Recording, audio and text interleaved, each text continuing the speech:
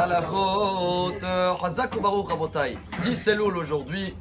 Et voilà, si on a le chauffard dans la main, quand on partage ensemble en ce moment, ce moment de se rappeler aussi, Elo Shel Yitzhak Avinu Alav Shalom, le moment de la Hakeda où Abraham devait faire le sacrifice de son fils et Hachem il a dit stop, c'était une épreuve et à la fin il a pris un bélier, comme ça on dit en français, donc ça rappelle le bélier d'Yitzhak.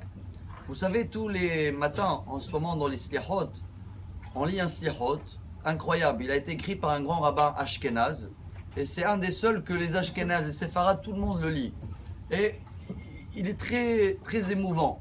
Imafes rova ken, ohel shiken imriken, alna novda ki alken, yesh lanu avzaken. Bon, je vois que tout le monde le connaît. On va essayer de traduire et tirer un message énorme aujourd'hui. Imafes rova ken, le ken c'est le nid. S'il n'y a plus le nid c'est, selon le Zohar HaKadosh, notre maison, notre temple, Beth Amikdash, Jérusalem. Et il a été détruit le temple, pour l'instant il y a quelque chose d'autre.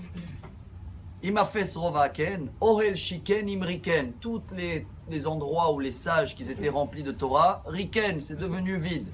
Alna novda ki alken, il ne faut pas qu'on abandonne, car on a un grand joker. Yesh lanu avzaken, on a le mérite de Avraham, Yitzhak, Yaakov. Ce qui veut dire que dans la paracha de cette semaine, on va lire une mitzvah incroyable, vous la connaissez, Shiluah Haken, c'est la mitzvah des oiseaux. Quand tu vois un nid, bon, regardez les détails dans la paracha, tu vois un nid par hasard, tu vois une maman avec des oisillons, des œufs, il faut que tu renvoies la maman et que tu prends les oisillons. Et la Torah, elle te dit, tu vas avoir prolongé la vie, tu vas construire une nouvelle maison, Ségourila pour mariage, Parnassa, etc. Très dur à comprendre cette mitzvah. Mais si on reste fidèle au Zohar qu'il a expliqué le nid de Beth Amikdash, il nous explique que la tristesse de ce oiseau-là, de cette maman, quand elle voit que tu prends les enfants, même si tu les remets après, c'est bon, tu as fait la mitzvah. C'est une tristesse qu'elle monte direct à Dieu, sans intermédiaire. Et Dieu, il se rappelle que notre nid aussi, on attend qu'il sera construit et pas continuer à casser des verres dans des mariages pour se rappeler de ce qui nous manque. Mais pour cela, et avant de sonner le chauffard, voilà le message du jour.